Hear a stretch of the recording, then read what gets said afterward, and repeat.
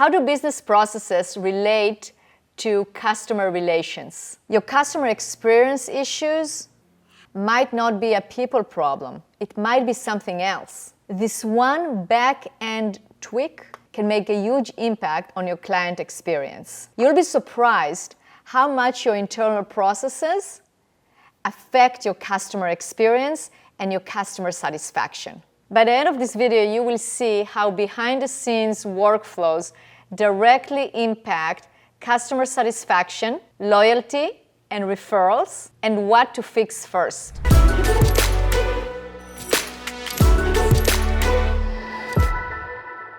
We all want our customers and clients to be happy and have a great experience. One thing to know is that great experience equals to great processes. Those customer experiences are built on well-thought processes and procedures that are then implemented throughout the company, and if everyone follows them, then your customers and clients are going to be very satisfied. From sales to service, processes determine consistency. You obviously need to put a lot of thought in putting those processes together in order to create the experience. Those processes have to be reviewed to make sure that whenever there is a flaw or something is not going right, or also when something is going very right, to make sure that you capture those best practices. And then you have to make sure that they are being repeated consistently within your staff. A key component in customer experience is the customer onboarding. Usually there is a lot of thought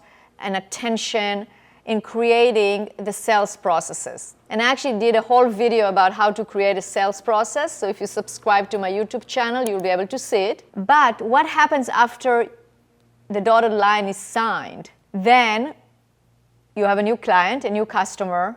The experience has to be even better than what they experienced during the sales cycle, because that is the first impression. Think about yourself when you actually bought something, you invested in something. Did you ever have any remorse or thinking, is this going to work or not going to work? Many people experience that, and that's when they are like uber critical. You know, they just paid you a lot of money and they might use this as an excuse to find out any fault in order to get out of the contract or to prove like why this was not a good decision. So you have to be very conscientious of how you deal with the new client or new customer to make sure that the experience is superb, so they feel confident that they just made the best decision that they could have ever made. And they feel comfortable and to go through your process to receive the service or the product that they actually bought. So what do? We create a procedure on how to onboard a client. And the key components of that procedure is the communication with the client, with the new client or the new customer. How often? What do you communicate? How do you communicate? Who is responsible of doing that? What is the purpose of that communication? Is it to explain about the service?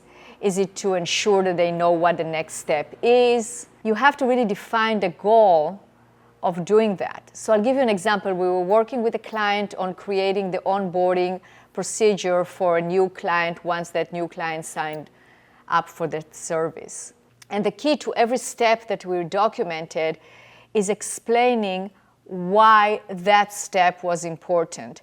What was the outcome of that step? So for instance, call the client and conduct a welcome call.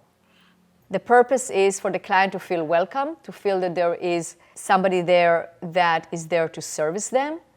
But it's also to make sure that they know that if there is any question or problem, they know who to communicate to. We also emphasize the best practices of repeating what the client just bought, so both sides are certain that we are going to deliver exactly what was promised. Another best practice was to pause and ask the client to ask questions and answer every question. So there can be different best practices that you have in your organization that maybe one team member is doing very well. We have to make sure that it's repeatable and replicatable throughout the organization by anyone that is answering the phones or anyone that is making those calls. So if you want happy customers, make sure you have repeatable processes that will allow you to give your customers and clients the same experience every single time. So they will come back and will give you referrals and will be raving fans of your brand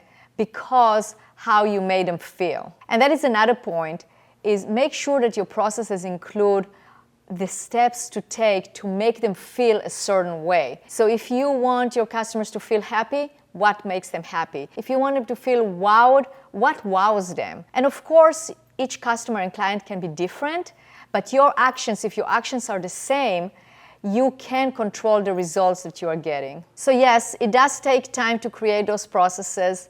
It does take time to figure out how to make those processes work and improve upon them. Your back-end processes ensure your frontline reputation. Customer experience starts with internal clarity.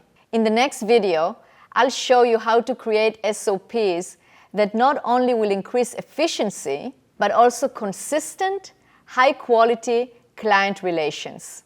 I'm Adi, a process consultant now for over 30 years, and I help many entrepreneurs scale and grow their businesses. So subscribe to my channel and watch the rest of the videos.